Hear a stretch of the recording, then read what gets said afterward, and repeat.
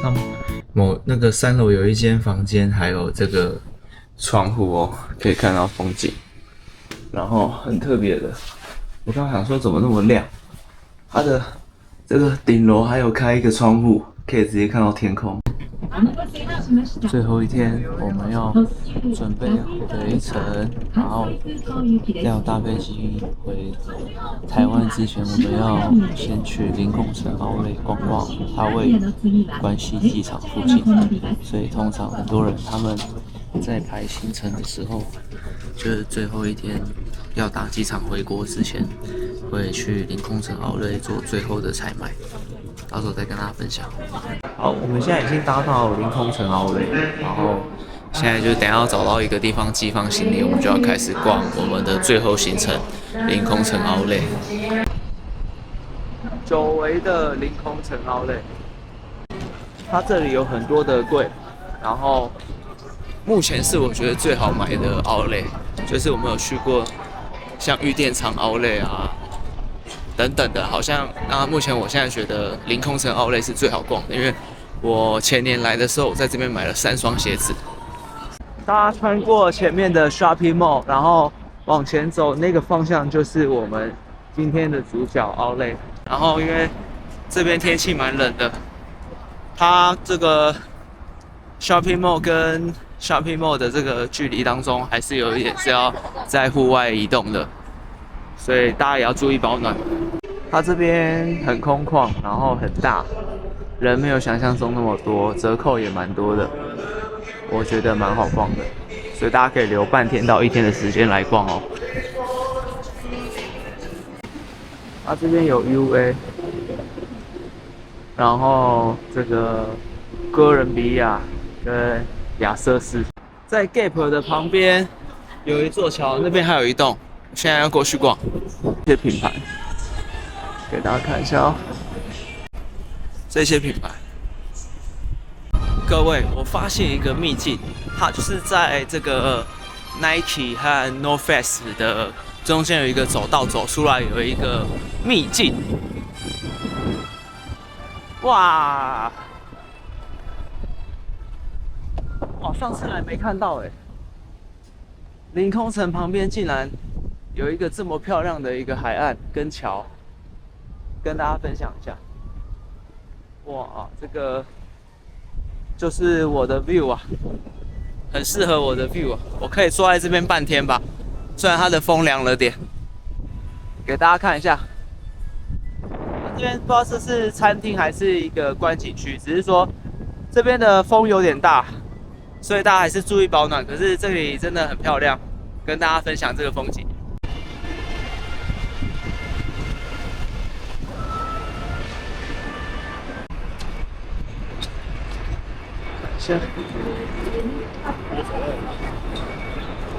好，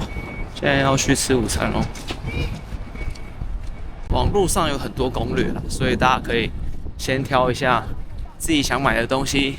然后来了就可以去买。那或是有些人像我老婆一样，她是喜欢就是现场逛，看到有什么喜欢的买。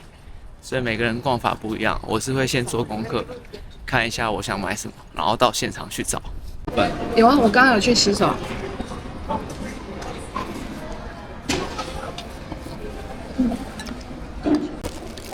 就像是那个。我们现在在这个临空城的地铁站，然后我们现在要搭地铁到关西机场，要准备回程喽。耶！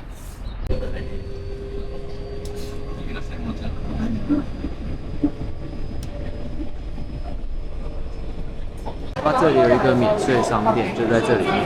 然后还可以把握最后一次逛街的时间。还有一些专柜、迪奥这些都有。虽然退坑了，但是看到公仔店还是会想要逛一下。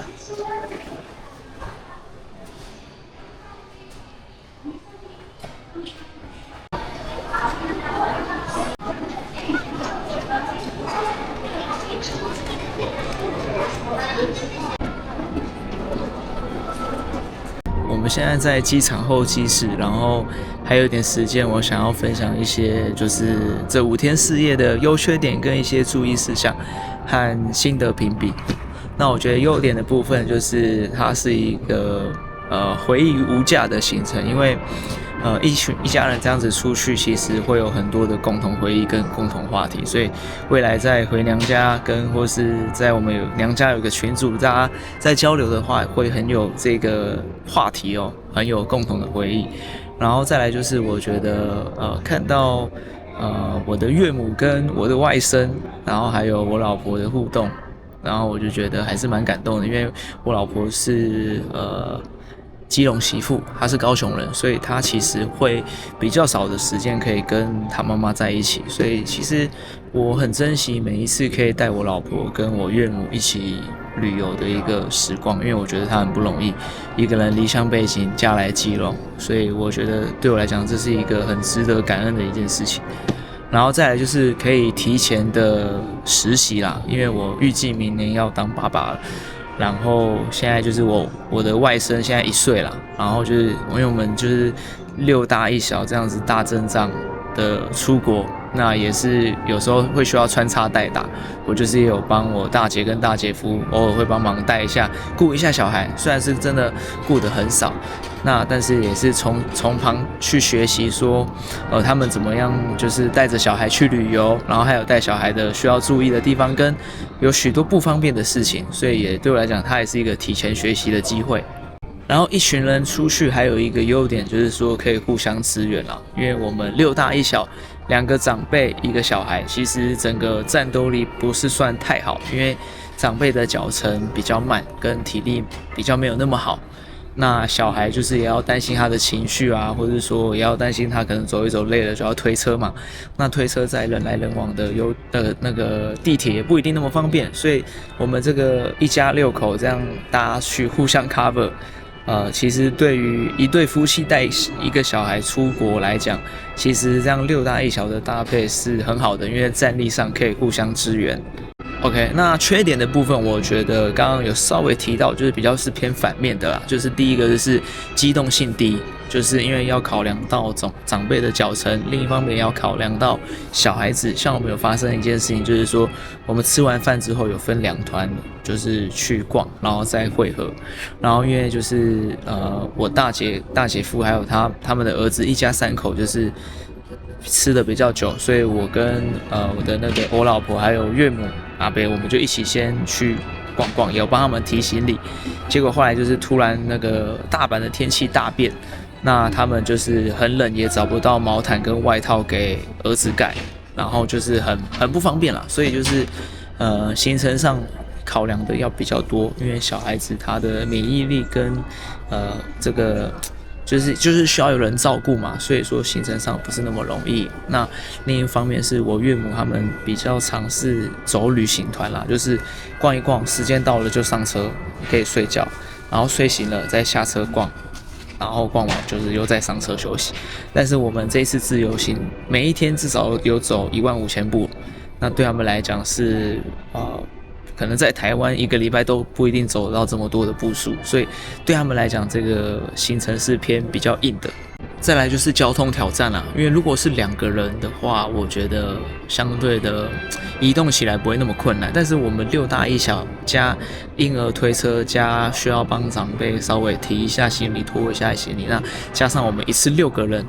那在比较尖峰的这个地铁时段，有时候不一定会有那么多的位置，那可是大家又必须要走在一起，所以就是这个时候的默契跟沟通很重要，但我觉得也伴随着一些不便性跟危险性啦，所以这个我觉得也是一个缺点跟特别需要注意的地方。那这边分享几个注意事项，第一个我觉得就是要行程留白，可能一天排1-2个行程，然后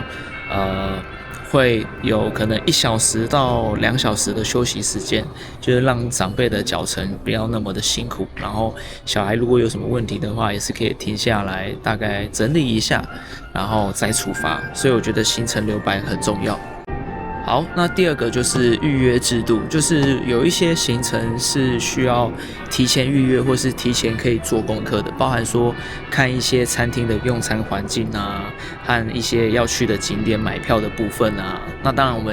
我们就是那时候有买那个小火车嘛，结果后来时间太赶没算好。所以我们就最后没有做到，白白花了大概好像180块台币吧。那当然，感恩的点是我们到现场又可以买票，可是提前的作业也是蛮重要的。那另一点就是突然到了大阪，岳母就说到了大阪就要吃大阪烧啊。那因为我们也没提前找，我们就临时找了一间类似有点偏居酒屋的大阪烧啦。然后就他一开始店员就把我们带到一个比较窄的位置。那因为我们阿伯他的身体比较壮硕，那这个位置他基本是坐不进去的，所以我们最后还是有跟店员沟通，看他们能不能帮我们换到比较外面、比较宽敞的位置。那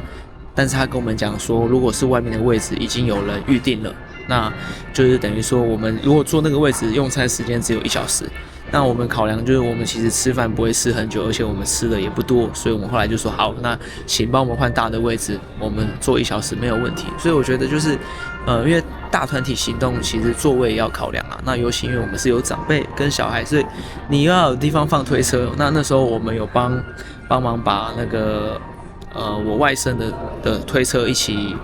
推啦。然后反正那时候他的店里面也没有地方可以放，所以我就把推车放到外面。那我也是有就是跟店员请教，我就是说放在外面 safe 吗？那他是跟我说安全啦，所以但是我心里也是很害怕，就是说会不会有人把它拿走？虽然几率不大，可是如果拿走了，我觉得店家也不一定会负责，或是他也不一定要负责，所以这个部分我觉得也是一个要考量的点。再来就是交通工具的部分，其实我们这样6个人分2台车，那有时候有一些短路程的交通费，我们叫 Uber 还比较划算，就是可能叫 Uber 的钱跟我们搭地铁的钱是差不多的，而且我们还省掉就是要人挤人跟走路可能15分钟到20分钟要到地铁站的这个脚程。所以我觉得这个在交通的这个安排啊，如果有更专业会懂得包车叫车的，那你们如果算起来是更便宜，我强烈的推荐，因为真的六大一小，就是两老一小这样移动上，真的在那个人挤人的地铁是很不方便的。对啊，虽然日本人也都很友善，大家也都很愿意体谅长辈，可是我们也会觉得不好意思啦。你在这个人挤人的地铁，又拿行李箱，又是推车的，我们也会觉得说难免有一点不方便。所以如果交通上考量，可以有包车或是叫计程车，这是一个不错的选择。好，再来就是物资要备齐啦，就是小朋友他们的一些周边啊，奶瓶、奶嘴，然后热水壶、消毒壶等等的这些都要备齐，还有一些常备药啦，我觉得物资是要带齐的。好啊，最后就是心得，这一趟这样子就分享这些优缺点跟注意事项。那我的心得就是说，很感恩这一次可以跟娘家的家人一起来旅游。那虽然不像2个人这样旅行这么方便嘛，可是真的创造了很多独特的回忆，然后包含刚刚前面提到的这些优点。我能够带我老婆好好的跟娘家的家人一起创造这美好的回忆，这真的是无价之宝。那同时也就是岳母也有送我们这个在肚子里的孩子礼物，就是送未来的孙子礼物。那这个画面让我觉得很温馨，那也让我省了一笔钱，对啦。但是呢，那是开玩笑啦。那我觉得最重要的真的是看到那个亲情，看到那个家庭关系的美好。那同时我们在大部队移动的过程当中，我们真的就是合作无间，我们就是最棒的队友。然后我相信就是未来我们在这个安排家庭旅游上也会更有经验。因为我有问我马北说，就是他对于这趟行程的心得，他就回答我1个字：累。对啊，那当然我相信他也是开心跟满足的。那我觉得就是会越来越有经验。那不论是去哪里，我觉得都不是到就不是最重要的。那我觉得最重要的就是跟谁一起去，对啊，那当然就是要顾惜大家的健康啊、安全啊跟心情啊，对啊，那我觉得但大家就是有一个连结在一起的心，我觉得去哪里都会是很快乐，去哪里都是可以创造很多美好的回忆。对，那谢谢大家收看 Moses Diary。那我这一次在日本也收获1订阅，那时候有去一个彩妆店拍，然后他看到我有拿这个自拍杆，他就问我说是不是 YouTube 还是 Instagram， 我就跟他说我是有在拍 YouTube， 他就是现场就追踪我。那其实我频道的 Shorts 大概有10% 是日本的观众，所以也觉得感恩啦，然后也很谢谢日本的观众支持我的频道。那也希望我可以分享更多让你们喜欢的内容。那也谢谢你们参与我频道的成长。那我们下次见。